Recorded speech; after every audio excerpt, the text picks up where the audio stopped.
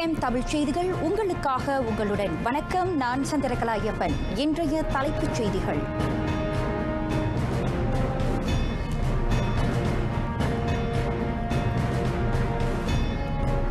நிர்கதியான இறுதி யாத்திரைகள், COVID-19 கொடூரத்தை எடுத்துரைக்கும் நோயாளிகளின் சவ அடக்கம். அடுத்த மாதம் தொடங்கி தினசரி 2 லட்சத்துக்கும் அதிகமானோருக்கு தடுப்பூசியை செலுத்த இலக்கு.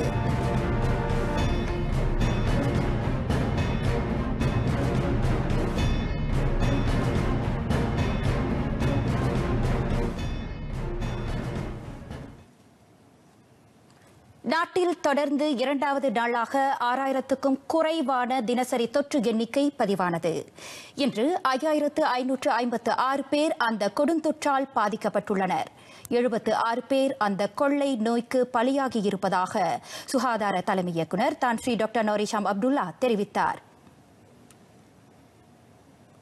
தொற்று கண்டோரை காட்டிலும் இன்று தொற்றிலிருந்து அதிகமானோர் விடுபட்டுள்ளனர். 6962 பேர் இன்று தொற்றிலிருந்து மீண்டனர். ஸ்லாங்கூரில் மிக அதிகமாக 1524 பேருக்கும், அதற்கடுத்த நிலையில் சரவாக்கில் 707 பேருக்கும், நெக்ரி சம்பிலானில் 505 பேருக்கும் தொற்று பீடித்துள்ளது. 82,797 பேர் இன்னமும் மருத்துவமனைகளில் சிகிச்சை பெற்று வருவதாக தான் ஸ்ரீ டாக்டர் நோர்ஹிஷாம் குறிப்பிட்டார். அவர்களுள் 903 பேர் தீவிர சிகிச்சை பிரிவில் அனுமதிக்கப்பட்டிருக்கும் வேளையில் 458 பேருக்கு சுவாச உதவி கருவி பொருத்தப்பட்டுள்ளது. அடுத்த மாதம் தொடங்கி நாள் ஒன்றுக்கு 2 லட்சத்துக்கும் அதிகமானோருக்கு COVID-19 தடுப்பூசியை செலுத்த அரசாங்கம் இலக்கு வகுத்துள்ளது. பின்னர் ஆகஸ்ட் தொடங்கி நாள் ஒன்றுக்கு தடுப்பூசி செலுத்திக் கொள்பவர்களின் எண்ணிக்கை 3 லட்சத்துக்கும் கூடுதலாக அதிகரிக்கப்படும். அந்த இலக்கை எட்ட எடுக்கப்பட்ட நடவடிக்கைகளில் நாடு முழுவதும் மேலும் அதிகமான தடுப்பூசி மையங்களை திறப்பதும் அடங்கும் என COVID-19 நோய் எதிர்ப்பு திட்ட ஒருங்கிணைப்பு அமைச்சர் கைரி ஜமலுடன் தெரிவித்தார். மாபெரும் அளவிலான தடுப்பூசி மையங்களை திறப்பதற்கான தேவையை உறுதி செய்ய தாம் ஜொஹூர் உள்ளிட்ட சில மாநிலங்களுக்கு வருகை மேற்கொண்டதை அவர் மேற்கோள் காட்டினார். அதன் வழி மேலும் அதிகமான மக்களுக்கு தடுப்பூசி செலுத்த முடியும் என்றார் அவர்.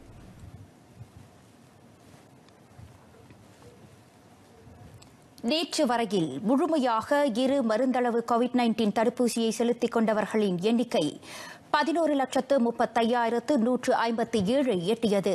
25,03,655 பேர் முதலாவது தடுப்பூசியை பெற்றனர்.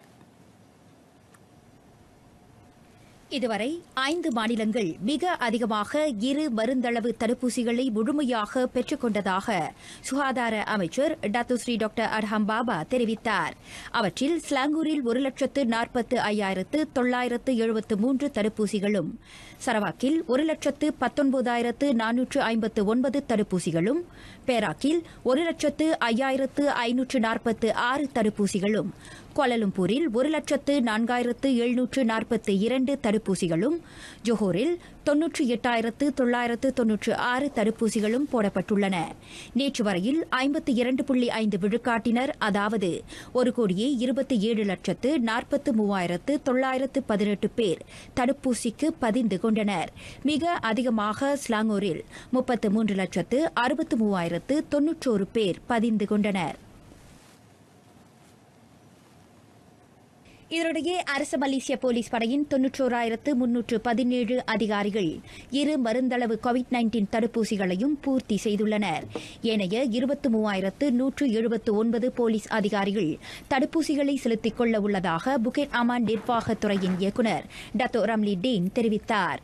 போலீஸ் படையின் 10,670 மூத்த அதிகாரிகள் 2 தடுப்பூசிகளை முழுமைப்படுத்திக் கொண்டனர்.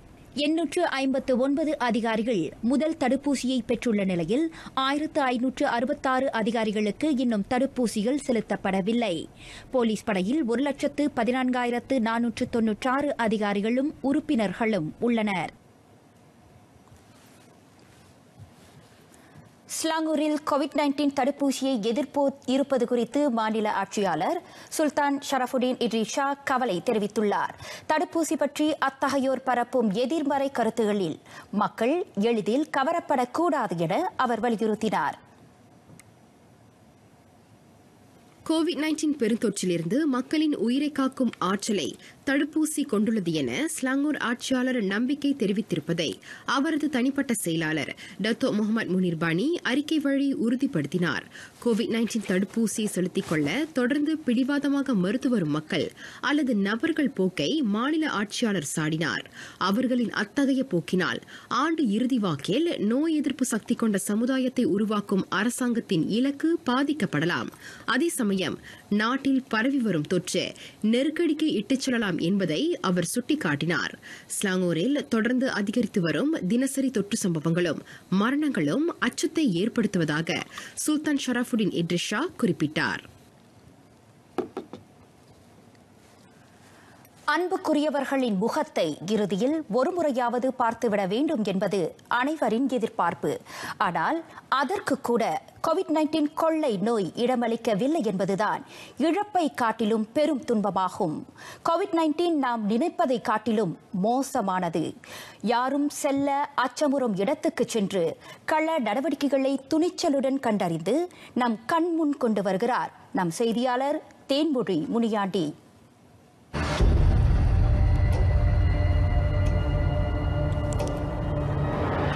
போராட்டத்தை நம்மில் சிலர் பார்த்திருப்போம், பலர் கேட்டிருப்போம். ஸ்லாயாங் மருத்துவமனையில் கோவிட்-19 தொற்றால் இறந்தவர்களின் உடலை வைப்பதற்கு ஏற்படுத்தப்பட்டிருக்கும் சிறப்பு கொள்கலன் அந்த நிதர்சனத்தை கன நேரமாவது உணர வைக்கிறது.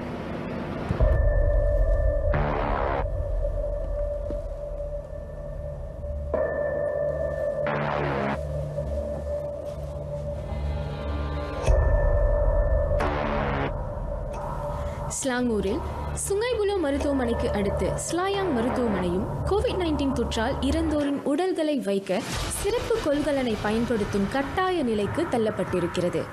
பிண வரைகளில் ஏற்பட்டுள்ள இடப்பற்றாக்குறையே அதற்கு காரணம். இங்கு கோவிட்-19 நோயாளிகளை கையாளுவதைப் போலவே அத்தொற்றால் இறந்தோரின் உடல்களும் கடும் SOP நெறிகளுக்கு உட்பட்டு கையாளப்படுகின்றன. இப்போ மருத்துவமனையில் நாங்கள் எதிர்நோக்குறோம் சிக்கல் என்னென்னா, நோயாளிகளுக்கு அந்த சிகிச்சை வழங்குகின்ற அந்த கட்டில் சொல்கிறோம்ல, பெட்ஷீட், இதெல்லாம் நமக்கு போதாத பற்றாத குறையெல்லாம் நடைபெறுது. மருத்துவமனை சேவைகள் பாதிக்கப்படுது. இந்த மருத்துவமனை சேவை என்ன சொல்கிறேன்னா, நோயாளிகள்னால் பல தரப்பட்ட நோயாளிகள் இருக்காங்க. இவர்களுக்கெல்லாம் பல சிகிச்சைகள்லாம் ஏற்பாடு செய்யணும். அவர்களுக்கான உதவிகள்லாம் வழங்கப்படணும், சிகிச்சை வழங்கப்படணும். இந்த கோரணியை மட்டும் நம்ம தொடர்ந்து போய்கிட்டு இருந்தோம்னா மற்றவர்களுக்கு அந்த சேவைகள்லாம் வழங்க முடியாத சூழல் வருது. அதிகபட்சமாக இந்த கொள்கலனில் 20 சடலங்களை கிடத்தி வைக்க முடியும். அந்த ஃபேமிலி மெம்பர்ஸோட ஏற்றுக்க முடியாத தன்மை வந்தால் இங்கே என்ன செய்வாங்க, ரொம்ப ஆர்கியூமெண்ட் பண்ணுவாங்க. ரொம்ப அவங்களால அதை எடுத்துக்கவே முடியாது. ஏன் என் ஃபேமிலியை நான் கொண்டு போய் பார்க்கணும், நான் எல்லா ப்ரொசீடியும் நான் வீட்லேயே செய்கிறேன், ஆனால் நம்ம விட முடியாது. நம்ம SOPனா ஃப்ரம் ஹாஸ்பிட்டல்லேருந்து ஸ்ட்ரெயிட்டாக கிரிமேட்டரியம் இல்லைன்னா தனக்குப்போ, இது 2 இடத்துக்கு தான் நம்ம ரிலீஸ் பண்ண. நம்மக்கிட்டேயே நம்மளை கட்டவரத்துலலாம் ஏசுவாங்க. நம்ம இதெல்லாம் ஏற்றுக்கணும். பிகாஸ் அவங்கெல்லாம் என்ன ட்ரோமா, தென் நம்மளால் அவங்களோட ஃபீலிங்ஸை புரிஞ்சுக்கிட்டு we understand their feelings, we give them time. அவங்களுக்கு கொஞ்சம் டைம் கொடுத்து நீங்கள் கூலாக ஆகிற வரைக்கும் அதுக்கப்புறம் திரும்பி. ஆனால் எவ்வளோ நடந்தாலும் நம்ம ஸ்டீல் SOP நம்ம ஃபாலோ பண்ணி தான் ஆகணும். உண்மையில் கோவிட்-19 நெருக்கடியில் சிக்கிக் கொண்டிருக்கும் முன்கள பணியாளர்கள் அயர்ந்து விட்டனர். பொது சுகாதார முறை முற்றாக முடங்கிவிடாமல் இருக்க பொதுமக்களின் ஒத்துழைப்பும் தேவை. Itu memang memenatkan sebabkan kalau untuk COVID patient kita kena pakai the full PPEs, and then you know how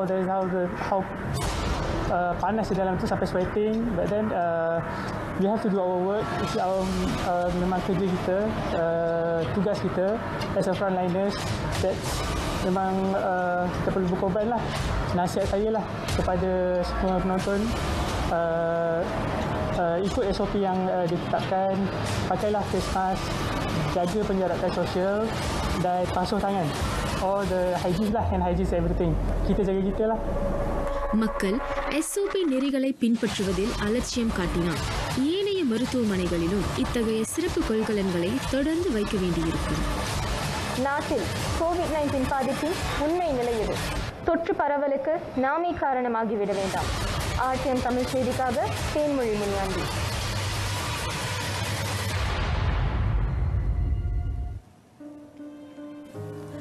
COVID-19 உயிரிழந்தவர்களின் உடல்கள் மிக பாதுகாப்பாக கையாளப்படுகின்றன. குடும்பத்தினரின் விருப்பப்படி அவர்கள் இல்லாமலேயே உயிரிழந்தவர்களுக்கான இறுதி யாத்திரை தொடங்குகிறது. மருத்துவமனை தரப்பு சடலத்தை ஒப்படைத்த பின் இறுதிச் சடங்கை கையாளும் நிறுவனத்தைச் சேர்ந்தவர்களே அனைத்து சடங்குகளையும் செய்கின்றனர். இயன்றவரை குடும்பத்தினர் சடலத்தை காணவும் தொடவும் அனுமதிக்கப்படுவதில்லை. சில இடங்களில் அனுமதிக்கப்பட்ட தொலைவில் இருந்து கண்ணாடிக்குள் இருந்தபடி நடைபெறும் பணிகளை குடும்பத்தினர் காணலாம். ஒவ்வொரு நடவடிக்கையிலும் கிருமி நாசினி தெளிக்கப்பட்டு சவப்பெட்டி அடைக்கப்படுகிறது. அவற்றை செய்யும் பணியாளர்களும் முழு சுகாதார அங்கியை அணிந்திருப்பதுடன் நடைமுறைகளை மருத்துவர் ஒருவர் அங்கிருந்து மேற்பார்வையிடுகிறார். சுகாதார அமைச்சின் நடப்பு தேவைக்கு ஏற்ப 6 கள மருத்துவமனைகளை நிர்மாணிப்பதற்கான பகுதிகளை மலேசிய ஆயுதப்படை அடையாளம் கண்டுள்ளது. கூடுதல் பிரகாசா பொருளாதார திட்டத்தின் கீழ் ஒதுக்கப்பட்டுள்ள 100 கோடி ரிங்கிட் ஒதுக்கீட்டில் அந்த மருத்துவமனைகள் நிர்மாணிக்கப்படும் என தற்காப்பு மூத்த அமைச்சர் டாக்டர் ஸ்ரீ இஸ்மாயில் சப்ரி யாக்கோப் தெரிவித்தார். ஜொஹர் பாரு சுல்தான் அமினா மருத்துவமனையில் தீவிர கண்காணிப்பு பிரிவை உள்ளடக்கிய கள மருத்துவமனை ஒன்று விரைவில் அமைக்கப்படும் என அவர் தெரிவித்தார். அது தவிர கள மருத்துவமனைகளில் மருத்துவ பணியாளர்களின் எண்ணிக்கையை அதிகரிக்க அந்த 100 கோடி ரிங்கிட் ஒதுக்கீடு பயன்படுத்தப்படும் என்றார் அவர். Kita di kalangan tentera, kita mempunyai ramai doktor yang telah pun bersara dan kita akan panggil balik mereka ini. Kita untuk fasa pertama ni kita akan tambah 30 doktor melalui peruntukan yang diumumkan oleh Yang Amat Perdana Menteri, 100 paramedik, nurses dan sebagainya yang dulu pun dah bersara kita panggil balik dan kita akan lantik secara kontrak. Dan bila kita dapat saja peruntukan tersebut dan tambahan itu, kita boleh buka 4 hingga 6 hospital medan lagi di seluruh negara. Jadi kita memang dah ada perancangan tu dan cuma pembukaan kita berdasarkan kepada keperluan daripada Kementerian Kesihatan. நாட்டில் தவாவ், கபேட், கப்பலா பாத்தாஸ் ஆகிய 3 இடங்களில் கள மருத்துவமனைகள் இயங்கி வருகின்றன என்பது குறிப்பிடத்தக்கது. Kuala Lumpur அங்கசபுரியில் ஸ்லாமட் பகியின் Malaysia நிகழ்ச்சியில் சிறப்பு பிரமுகராக பங்கேற்ற டாக்டர் ஸ்ரீ இஸ்மாயில் சப்ரி இவ்விவரங்களை வெளியிட்டார். மற்றொரு நிலவரத்தில் கோலாலம்பூர் கம்போங் சுங்காய் பஞ்சாலாவில் வரும் 10ஆம் தேதி தொடங்கி 23ஆம் தேதி வரை PKPD கடுமையாக்கப்பட்ட நடமாட்ட கட்டுப்பாட்டு ஆணை விதிக்கப்படுகிறது. அதேவேளை சபாவிலும் சரவாக்கிலும் சில இடங்களில் PKPD விதிக்கப்படுவதாக டாக்டர் ஸ்ரீ இஸ்மாயில் சப்ரி தெரிவித்தார். SOP விதிகளை மீறியதற்காக நேற்று 970 பேர் கைது செய்யப்பட்டனர். அவர்களுள் 917 பேருக்கு தண்டம் விதிக்கப்பட்டது. 49 பேர் தடுத்து வைக்கப்பட்டுள்ளனர். 4 உத்தரவாதத்தில் விடுவிக்கப்பட்டனர். அரசு நிறுவனங்களுக்கு இடையிலான சமூக பாதுகாப்பு தரவு தளம் ஒன்று அமைக்கப்பட உள்ளது. அது தொழில், சமூக காப்பீடு மற்றும் சமூக உதவி ஆகிய கூறுகளை உட்படுத்தி இருக்கும் என பிரதமர் தான் ஸ்ரீ முஹிடின் யாசின் தெரிவித்தார். அந்த புதிய அணுகுமுறை குறிப்பாக பாதிப்புறும் தரப்புகளுக்கு முழுமையான சமூக பாதுகாப்பை ஏற்படுத்தி தரும் என அவர் நம்பிக்கை தெரிவித்தார். தேசிய சமூக பாதுகாப்பு திட்டத்துக்கான ஒரு மேற்கோளாக அந்த தரவு தளம் விளங்கும் என பிரதமர் குறிப்பிட்டார். மாய் SPC எனப்படும் மலேசிய சமூக பாதுகாப்பு மன்றத்தின் வாயிலாக அது தொடர்பான கட்டமைப்பு விரிவுபடுத்தப்படுவதோடு வலுப்படுத்தப்படும். இதன் மூலம் வறுமை கோட்டில் இருக்கும் மேலும் அதிகமான குடும்பங்களுக்கு தேவையான உதவிகளையும் பாதுகாப்பையும் வழங்க முடியும். ரொக்கம் அல்லது உணவு கூடைகள் மட்டுமே சமூக உதவிகள் கிடையாது. மாறாக வருமானத்தை அதிகரிக்கச் செய்யும் சமூக இயக்கங்களும் மதிப்பு கூட்டப்படுவதும் அதில் அடங்கும்.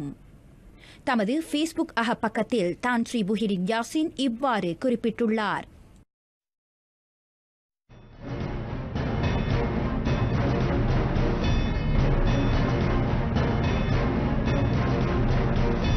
திரைப்படமாகிறது ஸ்குவாஷ் தாரகையின் வாழ்க்கை பயணம்.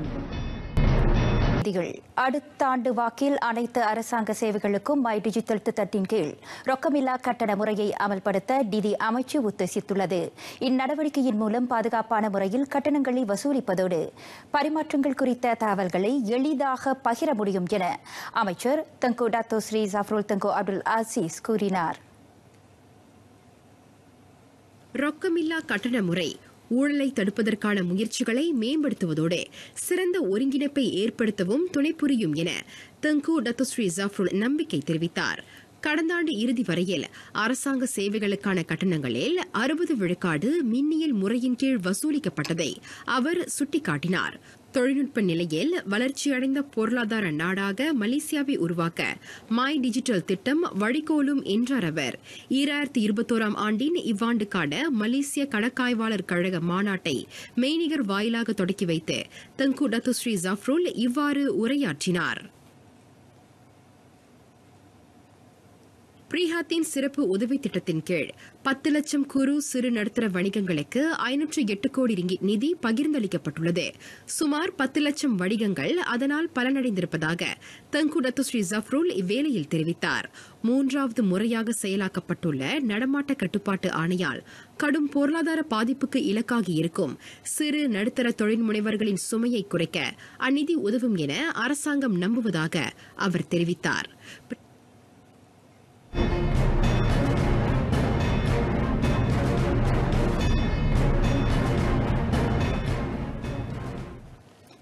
திரை வடிவம் காண உள்ளது டத்தோ நிக்கோல் அண்ட் டேவிட்டின் வாழ்க்கை பயணம். ஐ ஆம் நிக்கோல் டேவிட் என்ற தலைப்பில் அத்திரைப்படம் உருவாக்கப்படவிருப்பதை டத்தோ நிக்கோல் சமூக ஊடகங்கள் வாயிலாக அறிவித்தார்.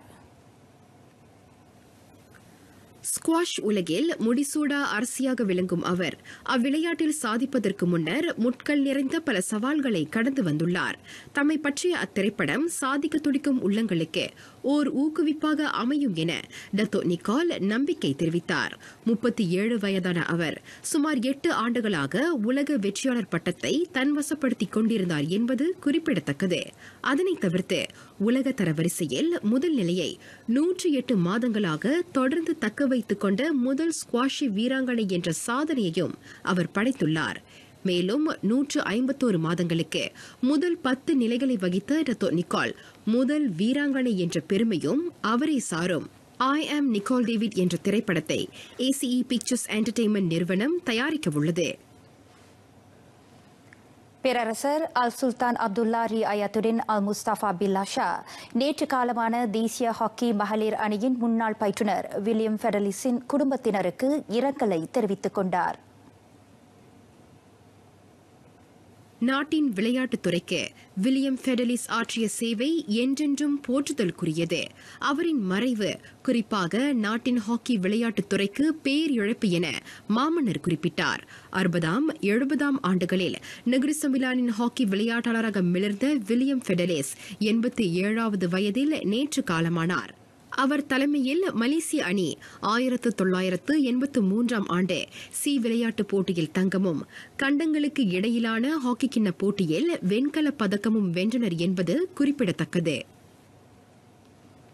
ஹனோய் 2021 சி விளையாட்டுப் போட்டியை அடுத்த ஆண்டுக்கு தள்ளி வைக்க MOM மலேசிய ஒலிம்பிக் மன்றத்திற்கு உடன்பாடில்லை. அனைத்துலக நிலையிலான பல போட்டிகள் அடுத்த ஆண்டில் நடத்தப்படவிருப்பதை MOM தலைவர் தான் ஸ்ரீ முகமது நூர்சா ஜக்காரியா இவ்வேளையில் சுட்டிக்காட்டினார். ஆதலால் 2022ஆம் ஆண்டுக்கு ஒத்திவைக்கப்பட்டால் தென்கிழக்காசிய நிலையிலான அப்போட்டியை நடத்துவதில் சிக்கல் ஏற்படும் என அவர் கூறினார். பெய்ஜிங் குளிர்கால ஒலிம்பிக் போட்டி, பர்மிங்ஹாம் காமன்வெல்த் போட்டி, ஹங்ஸோ ஆசிய விளையாட்டுப் போட்டி ஆகியவை அடுத்த ஆண்டில் ஏற்பாடு செய்யப்பட உள்ளன. மேலும் நவம்பர் 21ஆம் தேதி தொடங்கி டிசம்பர் 2ஆம் தேதி வரையில் திட்டமிடப்பட்டிருக்கும் சி போட்டியில் பங்கேற்பதற்காக தேசிய விளையாட்டாளர்கள் தீவிர பயிற்சியில் ஈடுபட்டுள்ளனர். COVID-19 கொள்ளை நோயை ஒடுக்குவதில் முன்கள பணியாளர்களை மட்டுமே மக்கள் நம்பியிருக்கக்கூடாது. நிர்ணயிக்கப்பட்டுள்ள நெறிகளை தொடர்ந்து பின்பற்றுவோம். நிறைவடைகின்றன RTM தமிழ் செய்திகள். எங்களோடு இணைந்ததற்கு நன்றி.